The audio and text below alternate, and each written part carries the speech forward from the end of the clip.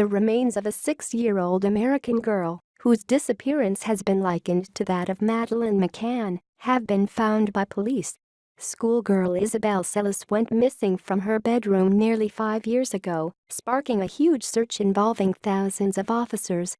Her remains were discovered about a month ago, but have now been identified by forensic experts, police announced yesterday. The case bears notable similarities to that of Madeleine, from Leicestershire, who vanished nearly a decade ago, on May 3, 2007, in the Algarve. Her parents, Jerry and Kate, were dining at a tapas bar when the 3-year-old disappeared from the room in Praia de Luz. Yesterday, a police chief said Isabel's body had been discovered not by happenstance. It is not yet known how she died. Tucson Police Chief Chris Magnus said. Obviously, this is not the ending that any of us had hoped for, but this is also not the ending of the case. We are working this case very aggressively as we would with any case involving the death of a child. Magnus released few details about the recovery of the girl's remains, saying an investigation is ongoing. He wouldn't say how long the remains may have been in the desert or what caused Isabel's death. Magnus also didn't reveal whether there are any suspects in the girl's death.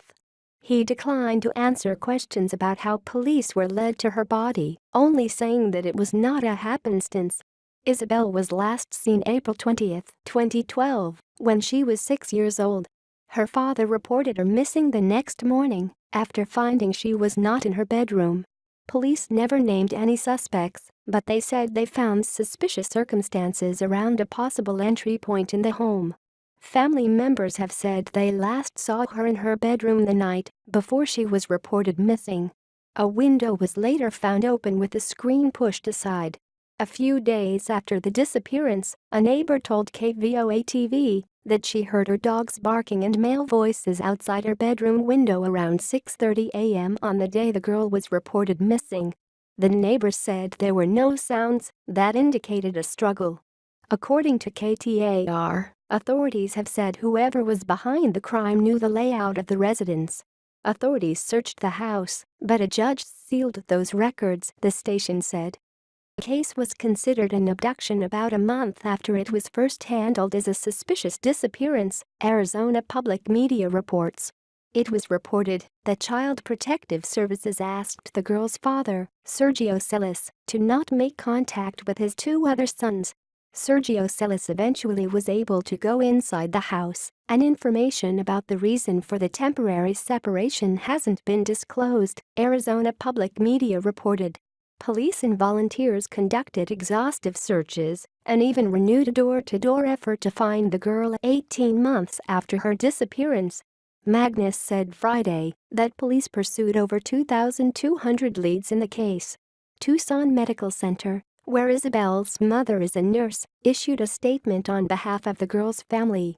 The statement reads, "We want to thank the community for the support they have continued to show for Isa over the years and for refusing to give up hope. Now is our time to mourn.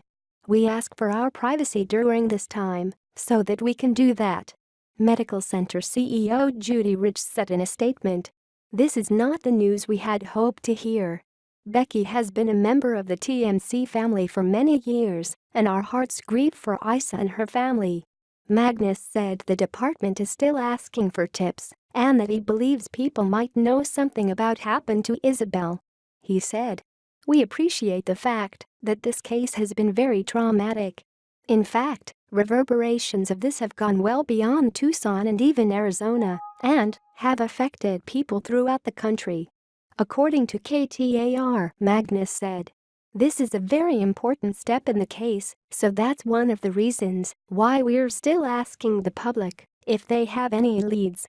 We believe there may still be folks out there who perhaps know something or feel now that they're willing to come forward with information."